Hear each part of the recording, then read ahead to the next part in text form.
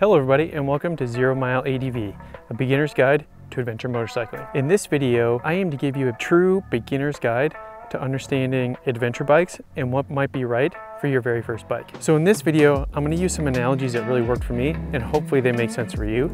If you've ever ridden mountain bikes or road/gravel bikes, I think there's a really good analogy there that helped me transition more into adventure bikes and what bike would be right for me. And so hopefully it makes a little bit more sense for you. So let's get into it.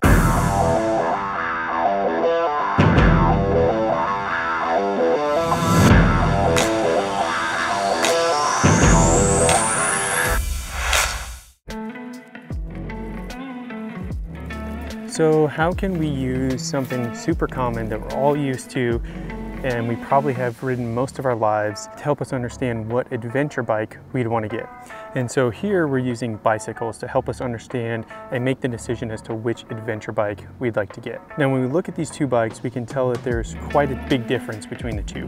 One is clearly more road oriented and one is clearly more dirt oriented. However, both bikes are meant to ride on the pavement and they're meant to ride on the dirt. One's just going to be better on the dirt and one's going to be better on the pavement. Now just by looking at them we can kind of tell because we've all been around bikes. But what are some of the key differences we can look at in bicycles that will help us translate to what we look for in specifics in adventure bikes? So let's get the basic. Now we can start with the tires, is obviously the easiest thing. And for me, somebody who came from a cycling background, when I started looking at bikes, it was one indication that helped me decide, is the adventure bike more street oriented or more dirt oriented? I mean, obviously if you look at the mountain bike tires, it's got a lot heavier lugs, especially on the outside and then on the inside. So that means it's gonna grip on a lot of loose terrain, and when you lean it over, it's really gonna be able to bite into that loose technical terrain. Where the gravel bike has tread, but it's a lot smaller, which means it has a decreased rolling resistance, meaning that on hard surfaces like packed trails, pavement, it's gonna roll really fast and it's gonna be really energy efficient as opposed to a mountain bike. Now, luckily on adventure bikes, we're not doing any pedaling. We have a motor to give us all the power we need, but it'll also help us understand like how the bike feels.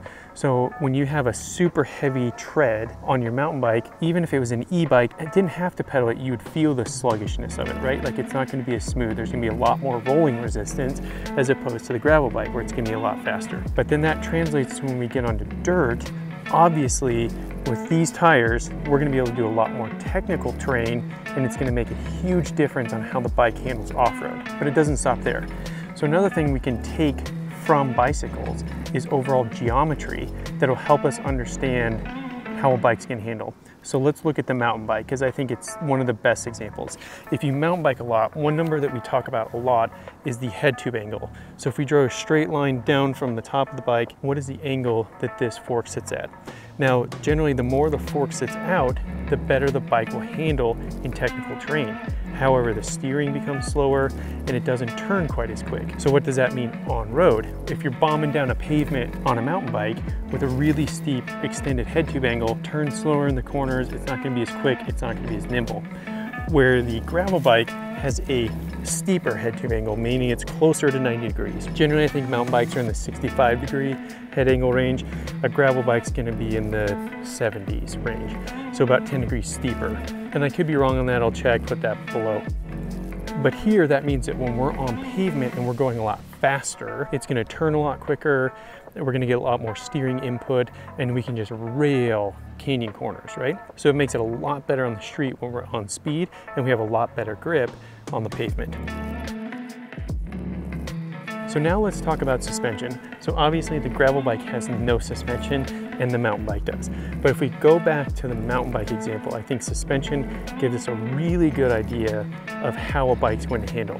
So now this is a Rocky Mountain Instinct. So this bike has 140 millimeters of travel in the rear and 150 millimeters of travel in the front. If we were to compare this to other mountain bikes, like a cross-country mountain bike, which is meant to go long miles on relatively smooth single track, we're gonna have somewhere in the range of 100 to maybe 120 millimeters of travel up front and anywhere from 90, 120 millimeters of travel out back. So what that means is, and then generally we're gonna have a steeper head tube angle, so it steers a little bit quicker and just makes it overall more energy efficient. So when we translate that to adventure bikes, the longer the suspension travel is on an adventure bike, the more dirt oriented it's going to be. So those are a couple of numbers that I think will be really helpful in helping you decide. Are you more of a gravel bike oriented person, or so are you looking for an adventure bike that can go on dirt roads but be relatively quick and really fast on the paved surfaces? Or are you looking for something that can tackle massive obstacles, do a lot of heavy trail riding, get into some really technical situations? That's kind of what you're going to be looking at. You're going to be looking at the tires, the head tube angle, and then the overall suspension travel. I think with those three things, it'll kind of tell you. Now with a caveat, tires don't necessarily give it all away. You can put more technical tires on the gravel bike, you can handle some pretty technical terrain, but again, that steering's not going to, steeper head tube angle, it's going to want to put you over the bars more likely, where you could do the same here. You could put some more street oriented tires so it's faster on the pavement, but then have the geometry to help you make up for the rough terrain when you get off road. So those are a couple things that we can think about. And in the next video, we'll actually get into some specific models and their suspension travel numbers so you can get an idea of which bike falls into which category. So I would start to think, if you were to buy a bicycle right now, which would you enjoy more? The more technical terrain, mountain bike, or gravel bike? So you can think of this as like the Ducati Multistrada V4S, and then this is going to be like your Yamaha Tenere 700. So I hope that helps, and in the next video we'll actually get into some actual examples and look at some suspension numbers and the different bikes to help you find what's the right bike for you.